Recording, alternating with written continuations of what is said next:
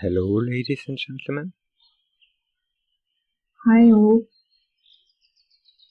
So today is the next chapter of Tao Te Ching, the book by mysterious Lao Tzu. Today, Cordelh and I will try to read and understand the second chapter. Hope you will enjoy. If there is anything more to add, please add in comments. So, the second chapter, the translation was done by Stephen Mitchell in 1988.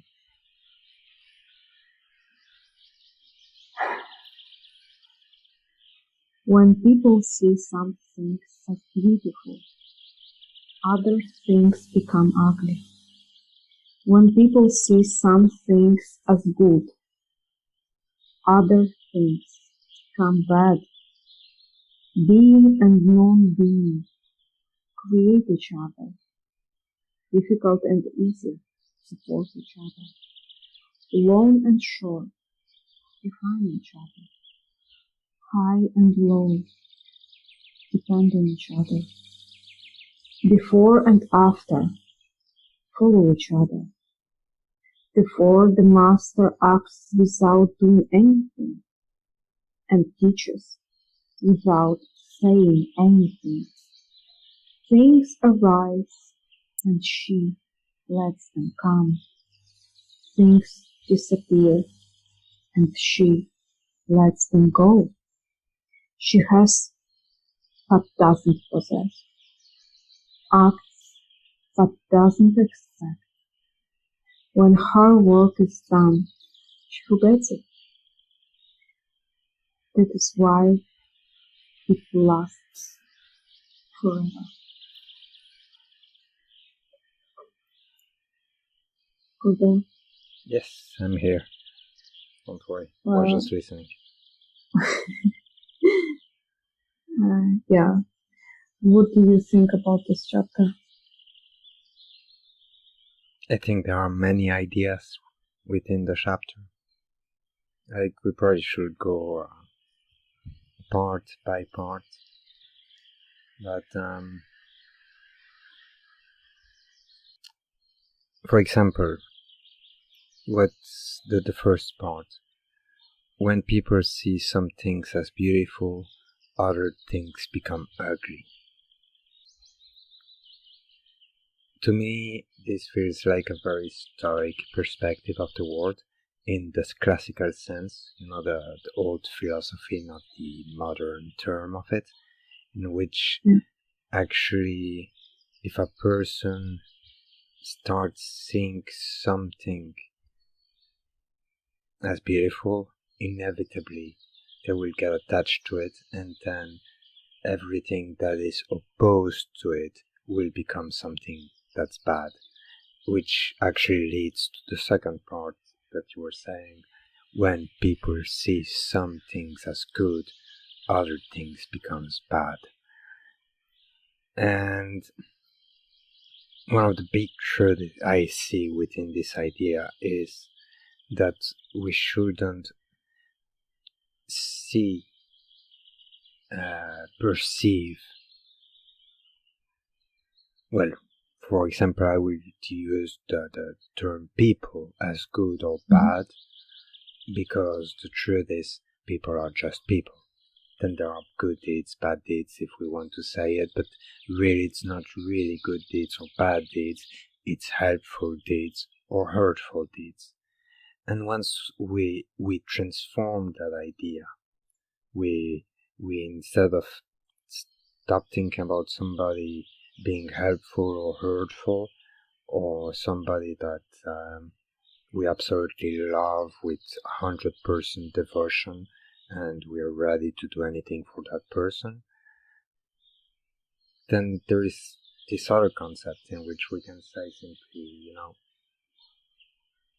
perceive the true nature of things. For example, I am neither good or bad, but I am capable of both. and so is any type of doctrine, any type of belief, any type of system, any type of anything, to be honest. And that's why we should never look at it as something good or bad. We should just understand what it is for what it is. That's the first part, I would say. What did you understood in that? In the part when one thing is perceived as beautiful, other things become ugly. It's this understanding of focus, that you focus your attention in one particular things, and all the rest disappears somehow. Ugly, I would probably understand that it's repulsive, or it's not registered by us somehow. I would understand this line like the line about the focus. And it is also a judgment in a way that if we see virtue in one type of behavior, all other behaviors would seem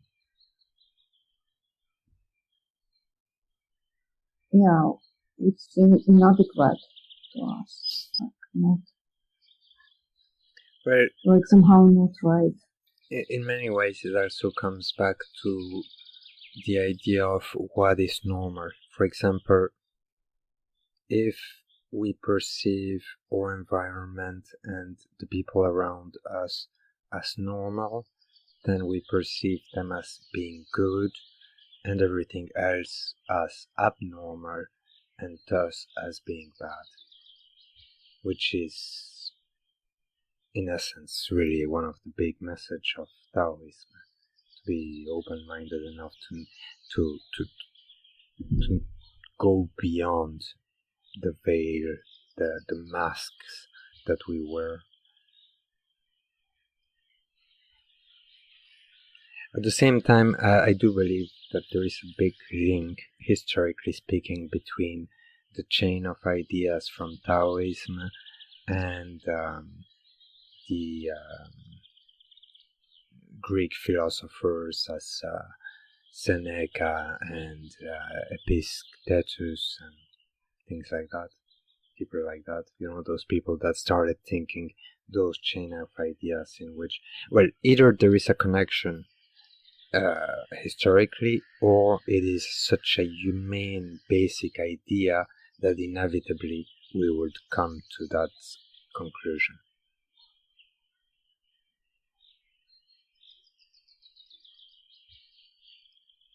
Right. This is a chapter that makes me think a lot about the choices and why it's done. Okay, the next line, which being and non-being create each other. Difficult and easy support each other. Long and short define each other. High and low depend on each other. Before and after follow each other. Well, the way I see it,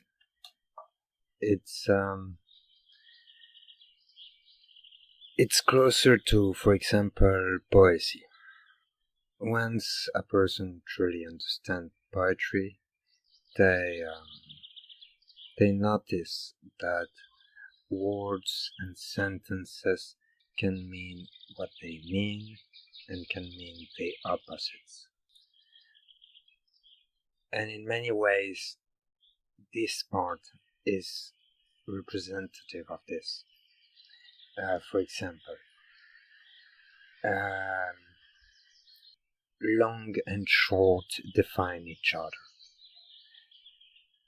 Well, there would be no sense of what is long and what is short if there was not a short thing or a long thing to compare it with.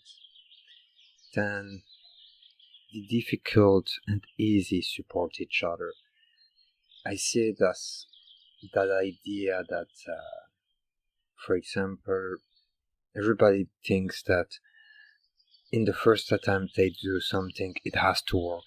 Because if it works, then they were born to do that.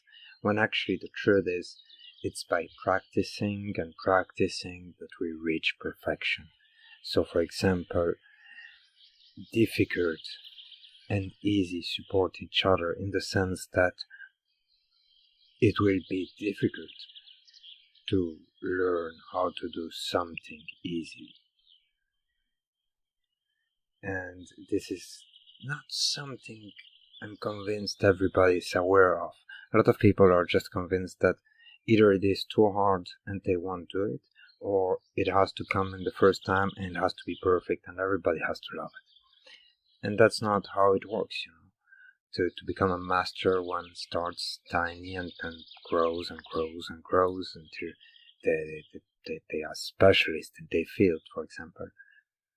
The concept of high and low depend on each other. Well, to me it has many meanings, as much as societal, well, based on the organization of our societies, or as much as actually the true nature of height and low, or even the mental nature, like the mood being in a high mood or in a low mood. And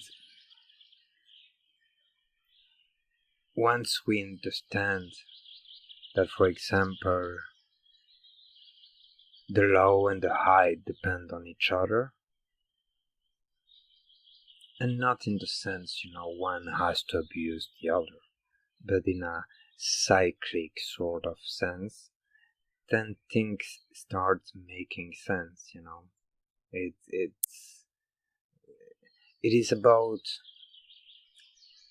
I know it's gonna sound horrible, but it is about acceptance of a situation. So I would say that this relates to me a lot to, for example, the words of Seneca and this idea that one has to accept the situation in which one is born, because, well, that's what we get handed. That's what's the hand we get. That's what we are given to live with. And then we can indeed, you know, like, move within those parameters. But it's only by understanding the parameters in which we are that we can play the game. If we don't understand the board game, then how can we play the game itself? And that's a concept that I feel is very much in the high and low depend on each other. Because, for example, if a good ruler understands that he depends of the love of the people to be a good ruler, then he doesn't have to do anything except being. And if we are in a situation of where people are, I'm not saying that they shouldn't be ambitious, but are realistic in the ambition. You know, that they say, okay, I'm gonna do this, and it's gonna be one step at a time. It's not gonna be like from here to there and that's it, I'm done. I made a miracle, you know, like I deserve to be king of kings. Then, you know, one still understands the board game and one can play the game. and one has actually a chance. Obviously, all those are ideas, so it's all idealism and metaphysical thoughts, and they could easily be corrupted by the simple thought that, one side should manipulate the other. Then the last line, I think, was before and after follow each other. yes. I would simply go for a very, I guess, pessimistical perspective on that, and say that time is a flat circle and it repeats itself. We have a tendency to believe,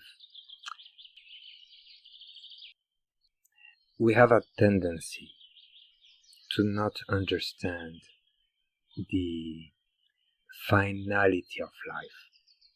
Most of us, I want to say even I, want to think that today is just another day and tomorrow will be another day and it will go on and go on without ever stopping. But there is a cycle to life, and the cycle is made in such a way that most of us are not capable of seeing it, because the repetition can be so far away or so diverse or in such different environment that we just don't understand it. But at the same time, there are patterns, and that's what I think he shows in this, before and after follow each other, that there is a sense of repetition. Like, yeah, things will be bad, but later on things will be good, and later on things will be bad again, and later on things will be good again, and life will come and life will pass, and then life will come and life will pass. And the same way as it goes with nature and the passing of the season. Winter starts, winter ends, spring starts, spring ends, and so on. And every year we can expect it to repeat itself. I always thought this line, not always, since I've read it, I thought this line meant the consequence, actually. That what you will do before will have a result on after. And for me, this line specifically meant the consequence. I think it makes sense what you say, in the concept that if time is a flat circle, it can only be a flat circle if there is a line of consequence, a line of action that leads to consequence, that leads to action, consequence, and so on, and just makes a turn, around. And when he tells long and short define each other, he talks about the comparison. He talks without understanding what short is, you can't understand what long is. Yeah. Difficult and easy support each other. Like in the times when life was easy,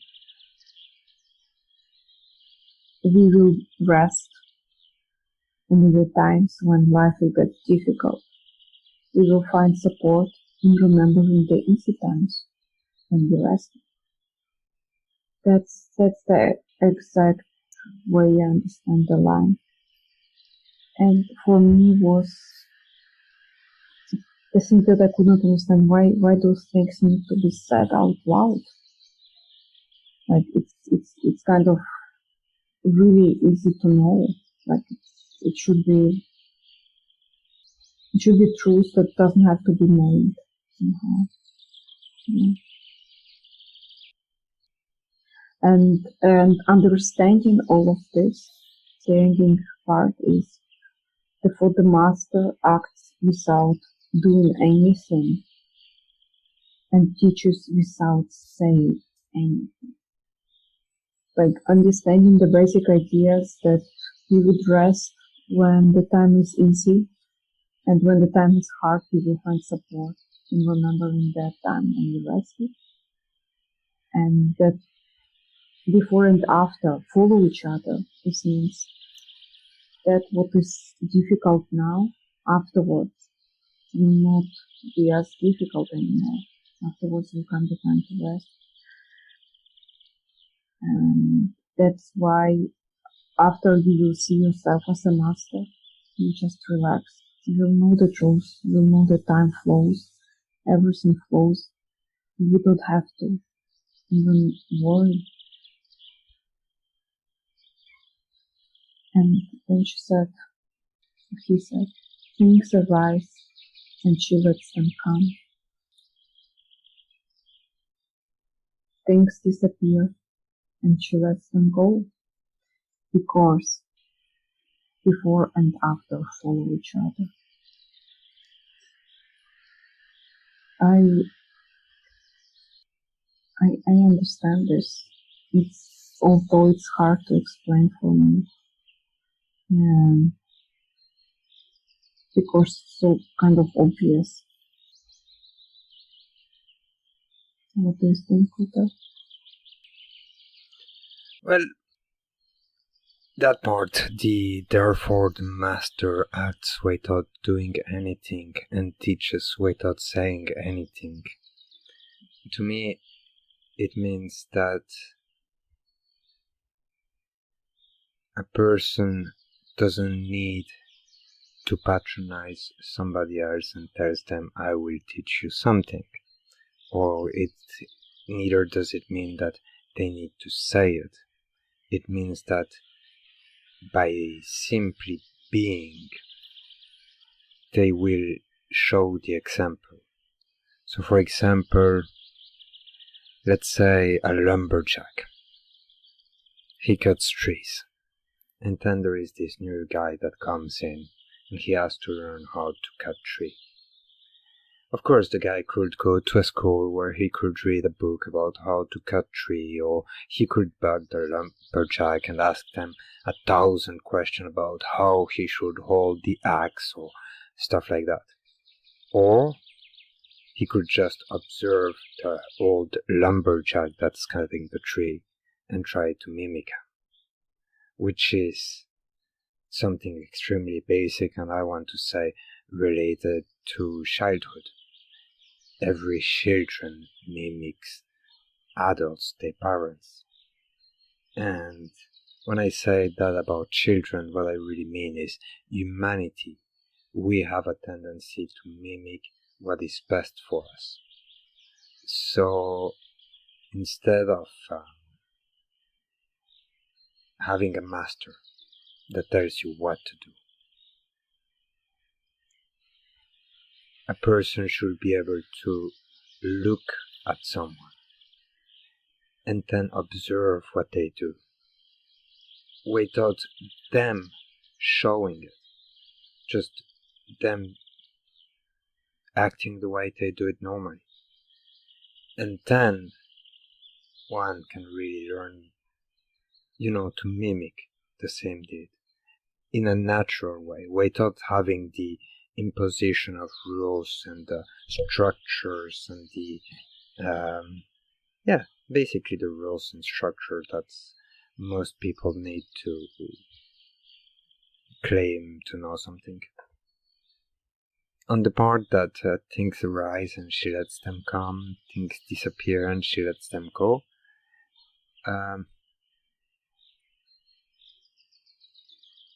it reminds me of the story of Siddhartha, the Buddha, the man that became Buddha, in the sense that in the beginning, he tried to go in hunger strikes and not eat and push his body to the extreme, and then, he became extra slim and he was like, dying of hunger. And before that, he was supposed to be a prince or king, I can't remember, a prince. so he was always well fed and everything. And he went to the two extreme until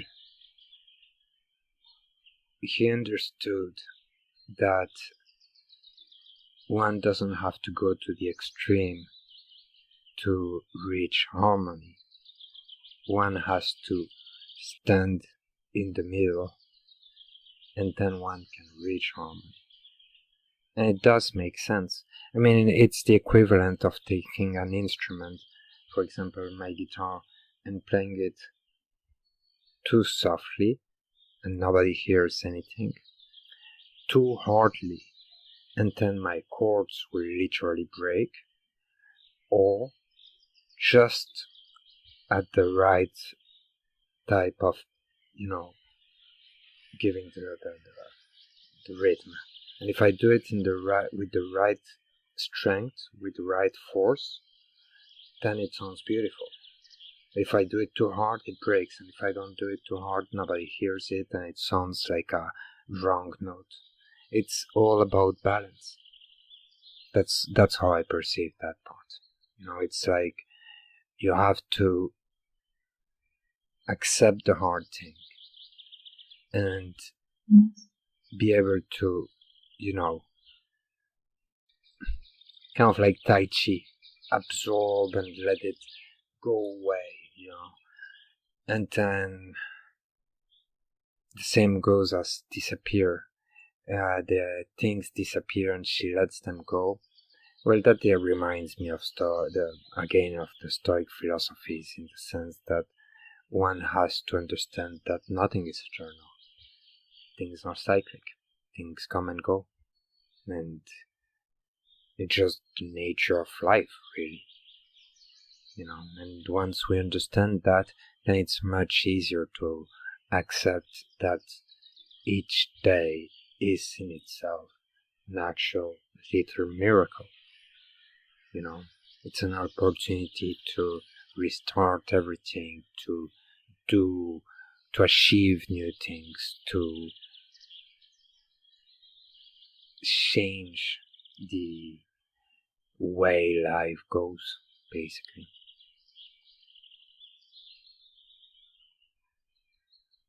You're right. When her work is done, she forgets it. That is why it lasts forever. I don't understand this line. Like, I don't understand it. When her work is done, she forgets it. It's about being humble.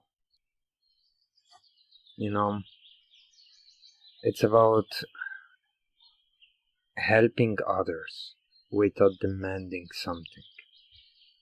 It's about the true nature of doing. For example, let's say that if I follow a strict line of rules that I consider is doing good, and if I follow all those lines, whatever happens, I know I'll be doing good. Well, perhaps it will so happen that at one point or another I will find myself in a situation where one of those rules doesn't apply. But because I'm so convinced that those rules are good, whatever happens, I'll always be right. I will always manage to justify it.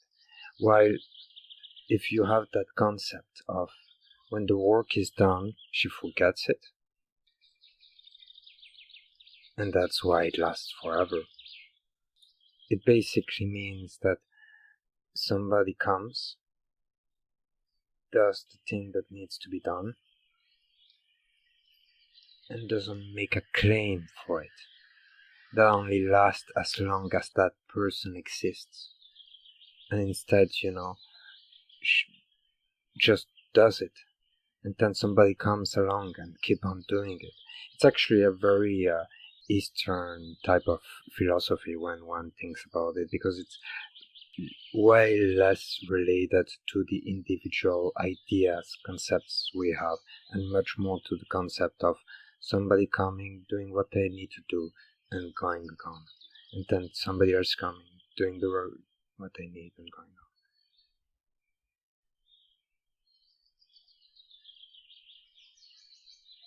Yeah, thank you, man. It's an awesome explanation. I also see how it would mean being humble, actually. Doing something just for the sheer pleasure of doing it, and then moving on and doing something else. And the work which is done for sheer pleasure of doing it would last forever. And the work which would be done for being remembered and being famous and great, this work doesn't last. Only the work which is done for pleasure. The thing is, it depends on what pleasure is defined by. Because I don't think it's about pleasure as we understand it. Like, for example, drinking wine is pleasurable, but it doesn't specifically serve a purpose. While, for example, just being serves a purpose. And there is a really good example about this in Yellowstone. Up to 1996, they had problems with it because there were too many reindeers eating everything. And then they introduced a pack of wolves, just a pack of wolves, a dozen wolves, I think it was, perhaps a little bit more. And the mere fact that the wolves were present affected the behavior of the reindeers. And then because the reindeers were having less babies, then the trees started to grow and the plants started to grow again. And then because the trees and the plants started to grow, squirrels and birds started to come. And suddenly, because the trees and the were growing, and the birds were putting all those little seeds everywhere, the line of the rivers themselves actually started reshaping themselves, because before that, because there was no nature, the side of the river would just mix itself with dirt and it would be really dirty. But once there were roots, it took form and shape, and then suddenly the rivers were more straight, more clear, and there were fish that started to appear that weren't there. And all of that, and it didn't stop there. Then suddenly you had raccoons that came, that started to make those, little wooden barriers, and all those other animals. How many beavers? Oh my Beavers, God, yes, yeah. exactly. Beavers, And because the beavers started to come, other animals started to come. And all of this happened just because they introduced one pack of wolves. And the wolves, they didn't do anything special. They didn't do anything for pleasure. Wolves, they don't kill reindeers for pleasure. They kill one reindeer to feed the pack, and then they last a little while, and then they eat another one. And I imagine that perhaps it may be a little bit playful somehow, but it is just the act, well, not the act, the state of being. Of being, yeah. Exactly. The state of being. If the state of being makes you do something, then there is no reason why you should be above everyone else. The state of being should be your state of being. Well, not yours, but the state of being of every human being should be they come, they help, because it is their state of being to do what they're supposed to do. And then another human being comes and helps, supposedly, because it is its natural state. If I understood you correctly, Cordelh, the story you told, a group of ecologists introduced a pack of wolves to control a deer population. The deer population which was destroying the Yellowstone. That subsequently led to reshaping the entire like landscape. The river started to take different route, and the beavers appeared, and fish and everything. And this is actually lasting effect. It's a long-lasting effect, and it was done not because somebody wanted to be and live forever and have a long-lasting effect. No, people were doing their job. Doing their job, moving on. Yep, very much. So it would mean that being in line with this kind of natural flow, being in line with just the way things are somehow, not doing it by force, but just seeing what needs to be done and doing it, and then moving on, would have a long-lasting effect. Not by force, but just by being observant. In many ways, I think it's the Taoism, as many other beliefs, go very much in contradiction to the economical system we have. Because the truth is, Taoism encourages doing without gain, while the system we have is all about you do something, you must get paid for it, or you must get rewarded for it, if you prefer. And that's the obviously, a pack of wolves wouldn't hunt a deer if they knew they wouldn't be rewarded.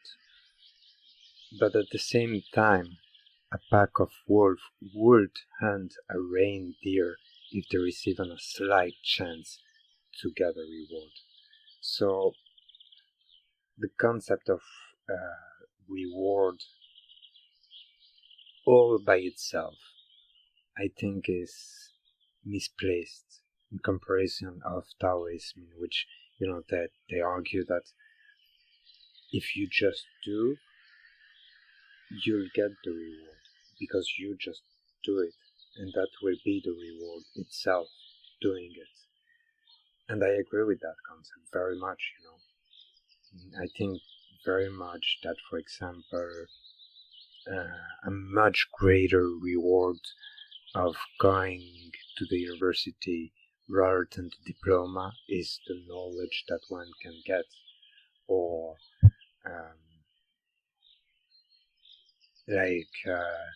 if I got to meet somebody that was historically relevant, I would rather like to meet him to know what kind of person he is, rather than to meet him to claim I've met that person.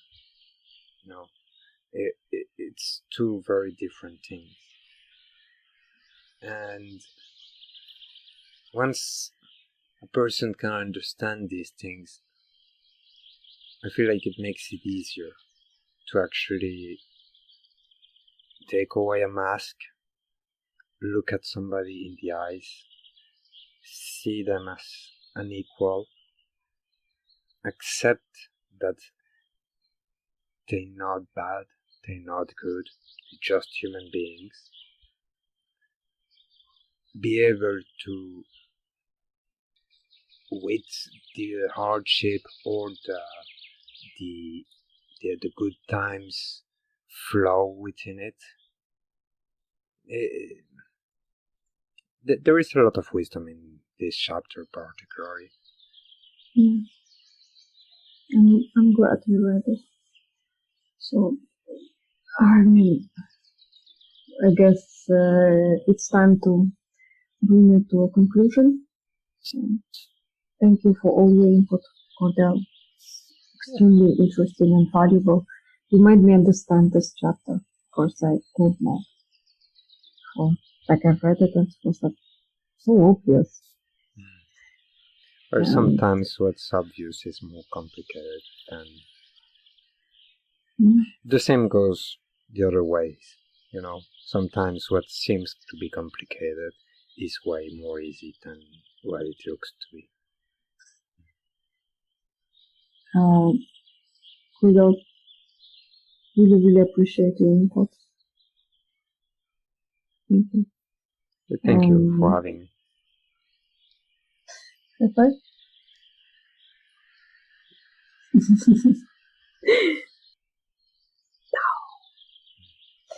Okay. Everybody, thanks for being with us. Let's see each other in the next chapter of Tao. Yeah. Don't forget to subscribe if you want to hear when the next chapter is. You can find all personal information, or social information down there. And don't hesitate to leave a comment to let us know if you enjoyed it. And that thumbs up, of course. Goodbye. Thanks. And join Fingerboard Society. All the links are on here. Bye. Bye.